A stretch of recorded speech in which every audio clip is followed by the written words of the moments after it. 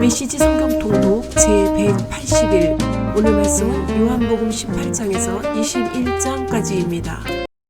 18장. 겟세마네 동산에서 잡히시다. 예수께서 이렇게 기도하시고 나서 제자들과 함께 기드론 시내 건너편으로 가셨다. 거기에 동산이 하나 있었다. 예수께서 제자들과 함께 그 안으로 들어가셨다. 그 동산은 예수와 제자들이 자주 다니던 곳이다. 그분을 배반할 유다도 그것을 알고 있었다. 유다는 동산으로 가는 길을 안내했고 대제사장과 바리새인들이 보낸 로마 병사와 경비병들이 그 뒤를 따라갔다.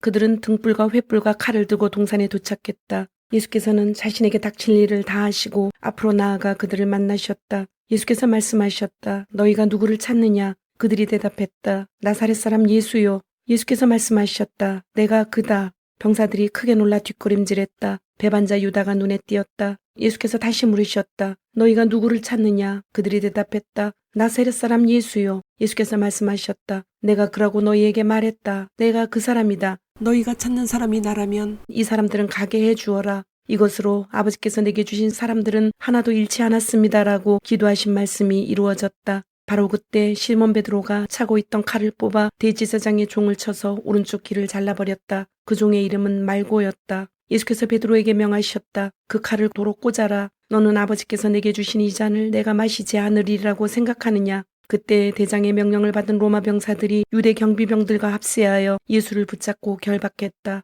그들은 먼저 가야바의 장인 안나스에게 예수를 끌고 갔다. 가야바는 그 해의 대제사장이었다. 그는 한 사람이 백성을 위해 죽는 것이 낫다고 유대인들에게 충고했던 자다. 시몬 베드로와 또 다른 제자가 예수를 뒤따라갔다. 그 다른 제자는 대제사장과 아는 사이여서 예수를 따라 대제사장의 집 안뜰에 들어갈 수 있었다. 베드로는 밖에 머물러 있어야 했다. 곧 다른 제자가 나와서 문지기에게 말하고 베드로를 데리고 들어갔다. 문을 지키던 젊은 여자가 베드로에게 말했다. 당신도 저 사람의 제자 가운데 하나가 아닌가요? 베드로가 말했다. 나는 아니요. 날이 추워 종들과 경비병들이 불을 피워놓고 그 주위에 모여서 불을 쬐고 있었다. 베드로도 그들과 함께 서서 불을 쬐었다. 대제사장에게 신문 받으시다. 안나스가 예수의 제자들과 가르침에 대해 그분을 신문했다. 예수께서 대답하셨다. 나는 드러내놓고 말했다. 나는 언제나 유대인들이 모두 모이는 회당과 성전에서 가르쳤다. 나는 모든 것을 공개적으로 했다. 은밀히 말한 것은 하나도 없었다. 그런데 너희는 왜 나를 음모자 대하듯 하느냐? 내 말을 들은 사람들에게 물어보아라. 내가 무슨 말을 했는지 그들이 잘 안다. 나는 모든 것을 숨김없이 가르쳤다. 예수께서 이렇게 말씀하시자 그 자리에 서 있던 경비병 하나가 예수의 뺨을 때리며 말했다. 어떻게 내가 대제사장에게 그런 식으로 말하느냐? 예수께서 대답하셨다. 내가 잘못 말한 것이 있으면 증거를 대보아라. 그러나 내가 사실 그대로 말했다면 어찌하여 때리느냐? 그러자 안나스는 예수를 결박한 채로 대제사장 가야바에게 보냈다. 그동안 시몬 베드로는 뒤로 물러나 불가에서 불을 쬐고 있었다. 거기에 있던 다른 사람들이 그에게 말했다. 당신도 저 사람의 제자 가운데 하나가 아니요. 베드로가 부인했다. 나는 아니요. 대제사장의 종 가운데 한 사람으로 베드로에게 귀를 잘린 사람의 친척이 말했다. 당신이 동산에서 저 사람과 함께 있는 것을 내가 본 것 같은데. 베드로가 다시 한번 부인했다. 바로 그때 숱하게 울었다. 빌라도 앞에 서시다. 사람들이 예수를 가야바에게서 로마 총독의 관저로 끌고 갔다. 때는 이른 아침이었다. 그들은 유월절 음식을 먹을 자격을 잃고 싶지 않아서 총독 관저로는 들어가지 않았다. 그래서 빌라도가 그들에게 나와서 말했다. 무슨 죄로 이 사람을 고발하는 것이요? 그들이 말했다. 이 사람이 악행을 저지르지 않았다면 우리가 여기까지 와서 총독님을 귀찮게 하겠습니까? 빌라도가 말했다. 그를 데려가서 여러분의 법대로 재판하시오. 유대인들이 말했다. 우리는 사람을 죽일 권한이 없습니다. 이것으로 예수께서 어떻게 죽으실 것인지 가리켜 하신 말씀이 입증되었다. 빌라도가 다시 관저로 들어가 예수를 불러냈다. 내가 유대인의 왕이냐? 예수께서 대답하셨다. 그 말은 너 스스로 한 말이냐? 아니면 다른 사람들이 나에 대해서 내게 한 말이냐? 빌라도가 말했다. 내가 유대인처럼 보이느냐? 네 동족과 대제사장들이 너를 나한테 넘겼다. 내가 무슨 일을 했느냐? 예수께서 말씀하셨다. 내 나라는 눈에 보이는 것들로 이루어지지 않는다. 만일 그랬다면 나를 따르는 사람들이 싸워서 내가 유대인들의 손에 넘어가지 않게 했을 것이다. 그러나 나는 그런 왕이 아니다. 나는 세상이 생각하는 그런 왕이 아니다. 그러자 빌라도가 말했다. 그래서 내가 왕이냐 아니냐? 예수께서 대답하셨다. 내가 사실을 말했다. 나는 왕이다. 나는 진리를 증언하려고 이 세상에 왔다. 누구든지 진리의 마음이 있는 사람, 조금이라도 진리에 관심을 갖는 사람은 내 음성을 알아듣는다. 빌라도가 말했다. 진리가 무엇이냐? 빌라도가 이 말을 한 다음 다시 유대인들에게 나가서 말했다. 나는 이 사람에게서 아무 잘못도 찾지 못하겠소. 6월절에는 내가 지수 한 명을 사면해주는 관례가 있소. 내가 유대인의 왕이라는 이자를 놓아주면 어떻겠소. 그들이 다시 외쳤다. 이자가 아니라 바라바를 놓아주시오. 바라바는 로마 체제에 저항한 유대인이었다. 19장 가시관을 쓰시다. 그래서 빌라도는 예수를 데려다가 채찍질하게 했다. 병사들이 가시나무로 왕관을 엮어 예수의 머리에 씌우고 자주색 옷을 입혔다. 그런 다음에 그분께 다가가 유대인의 왕 만세 하고 외쳤다. 그리고 예수께 인사하며 그분의 뺨을 때렸다. 빌라도가 다시 밖으로 나가서 유대인들에게 말했다. 내가 저 사람을 여러분 앞에 데려오겠소. 그러나 알아주기 바라오. 나는 그에게서 아무 죄도 찾지 못하겠소. 바로 그때 예수께서 가시관을 쓰고 자주색 옷을 입고 나오셨다. 빌라도가 말했다. 보시오, 이 사람이요. 대제사장과 경비병들이 예수를 보고 미친 듯이 소리쳤다. 십자가에 못 박으시오. 십자가에 못 박으시오. 빌라도가 그들에게 말했다. 여러분이 그를 데려가시오. 여러분이 그를 십자가에 못 박으시오. 나는 그에게서 아무 잘못도 찾지 못하겠소. 유대인들이 대답했다. 우리에게는 율법이 있습니다. 그 율법에 따르면 그는 죽어 마땅합니다. 자기가 하나님의 아들이라고 했기 때문입니다. 빌라도는 이 말을 듣고 더욱 두려웠다. 그는 다시 관저로 들어가 예수께 말했다. 네가 어디서 왔느냐? 예수께서 아무 대답도 하지 않으셨다. 빌라도가 말했다. 말하지 않을 작정이냐? 나는 너를 풀어줄 권한도 있고 십자가에 못 박을 권한도 있다는 것을 모르느냐? 예수께서 말씀하셨다. 하늘이 내게 주신 권한 말고는 너는 나에 대해 조금도 권한이 없다. 그래서 나를 내게 넘겨준 자의 잘못이 훨씬 큰 것이다. 빌라도는 이 말을 듣고서 예수를 사면하려고 최선을 다했다. 그러나 유대인들의 외치는 소리에 그의 말은 묻혀버리고 말았다. 이 사람을 놓아주면 총독님은 황제의 친구가 아닙니다. 누구든지 자기가 왕이라고 주장하는 사람은 황제에게 대항하는 것이나 마찬가지입니다. 빌라도는 이 말을 듣고서 예수를 데리고 나갔다. 그는 포장된 뜰 히브리 말로 가바다라는 곳에 재판석에 앉았다. 그날은 6월절 예비일이었고 시간은 낮 12시였다. 빌라도가 유대인들에게 말했다. 여기 여러분의 왕이 있소. 그들이 다시 외쳤다. 그를 죽이시오. 죽이시오. 그를 십자가에 못 박으시오. 빌라도가 말했다. 여러분의 왕을 십자가에 못 박으라는 말이오. 대제사장들이 대답했다. 우리에게 왕은 황제뿐이오. 빌라도는 잠자코 그들의 요구를 들어주었다. 그는 예수를 십자가에 못 박도록 넘겨주었다. 십자가에 못 박히시다. 그들이 예수를 끌고 갔다. 예수께서 십자가를 지시고 해골 언덕 히브리 말로 골고다라는 곳으로 가셨다. 거기서 그들은 예수를 십자가에 못 박고 다른 두 사람도 예수를 가운데 두고 양옆에 못 박았다.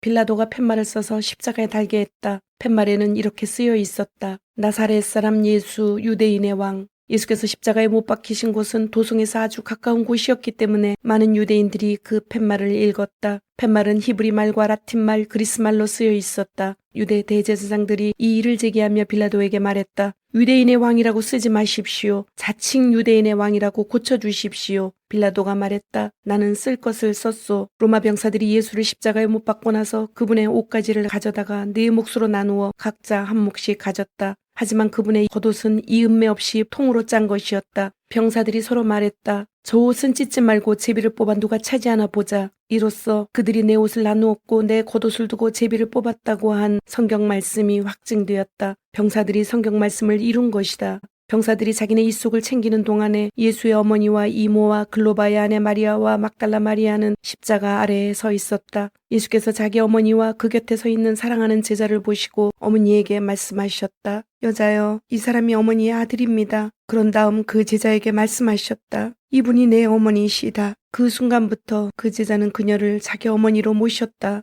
예수께서 모든 일이 다 이루어진 것을 아시고 성경 말씀을 이루시려고 내가 목마르다 하고 말씀하셨다. 그 곁에 신포도주가 담긴 병이 있었다. 어떤 사람이 손뭉치를 신포도주에 적셔서 창끝에 달아올려 그분의 입에 갖다 대었다. 예수께서 신포도주를 드시고 말씀하셨다. 됐다. 다 이루었다. 예수께서 고개를 숙이고 숨을 거두셨다. 그날은 안식일을 준비하는 날이었다. 안식일에는 시체를 십자가에 둘 수 없었기 때문에 유대인들은 십자가에 달린 자들의 다리를 꺾어 빨리 죽게 해서 시체를 내리게 해달라고 빌라도에게 청원했다. 이번 안식일은 1년 중 가장 거룩하게 지키는 날이었다. 그래서 병사들이 가서 예수와 함께 십자가에 못 박힌 첫째 사람의 다리를 꺾고 또 다른 사람의 다리도 꺾었다. 병사들이 예수께 다가가서 그분이 이미 숨을 거두신 것을 보고는 다리를 꺾지 않았다. 병사들 가운데 하나가 창으로 그분의 옆구리를 찔렀다. 피와 물이 쏟아져 나왔다. 이 일은 직접 목격한 사람이 정확하게 전한 것이다. 그가 직접 보고 진실을 말한 이유는 여러분도 믿게 하려는 것이다. 이 일들로 인해 그의 뼈가 하나도 꺾이지 않았다고 한 성경 말씀과 그들은 자기들이 찌른 일을 볼 것이다라고 한 성경 말씀이 확증되었다. 이 모든 일이 있고 나서 아리마대 사람 요셉이 예수의 시신을 거두게 해달라고 빌라도에게 청했다. 그는 예수의 제자였지만 유대인들의 위협 때문에 자기가 예수의 제자라는 사실을 비밀로 하고 있었다. 빌라도가 허락하자 요셉이 가서 시신을 거두었다. 일찍이 밤중에 예수를 찾아왔던 니고데모가 이번에는 환한 대낮에 몰약과 침향 섞은 것을 33kg쯤 가지고 왔다. 그들은 예수의 시신을 모셔다가 유대인의 장례 풍습대로 향료를 바르고 고운 배로 쌌다. 예수께서 십자가에 못 박히신 곳 근처에 동산이 있었다. 그 동산에는 아직 아무도 모신 적이 없는 새 무덤이 있었다. 그날은 유대인들이 안식일을 준비하는 날이었고 무덤도 가까이 있었으므로 그들은 거기에 예수를 모셨다.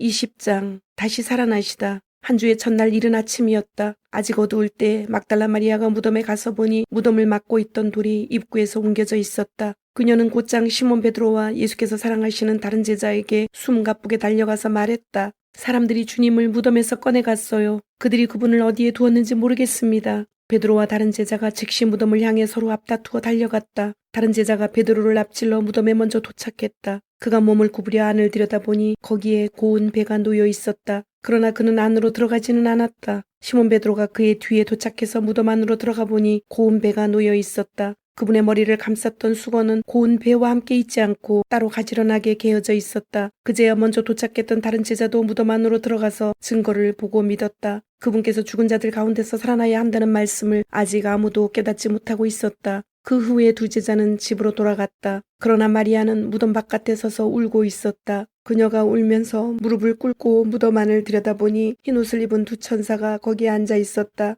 한 천사는 예수의 시신이 놓여있던 자리 머리맡에, 다른 천사는 발치에 앉아 있었다. 천사들이 마리아에게 말했다. 여자여, 어찌하여 우느냐? 마리아가 말했다. 사람들이 내 주님을 꺼내갔습니다. 그들이 그분을 어디에 두었는지 모르겠습니다. 마리아가 이렇게 말하고 나서 뒤로 돌아서니 예수께서 거기에 서 계셨다. 그러나 마리아는 그분을 알아보지 못했다. 예수께서 마리아에게 말씀하셨다. 여자여, 어찌하여 우느냐? 누구를 찾고 있느냐? 마리아는 그분이 동산지기인 줄 알고 말했다. 선생님이 그분을 모셔갔으면 어디에 두었는지 알려주세요. 내가 그분을 돌보겠습니다. 예수께서 마리아야 하고 부르셨다. 마리아가 예수께 돌이키며 히브리 말로 라보니 하고 불렀다. 이는 선생님이라는 뜻이다. 예수께서 말씀하셨다. 나를 계속 붙들고 있지 마라. 내가 아직 아버지께로 올라가지 않았다. 너는 내 형제들에게 가서 내가 내 아버지이며 너희 아버지이신 분, 곧 내 하나님이시며 너희 하나님이신 분께로 올라간다고 전하여라. 막달라 마리아가 제자들에게 가서 소식을 전했다. 내가 주님을 배웠어요.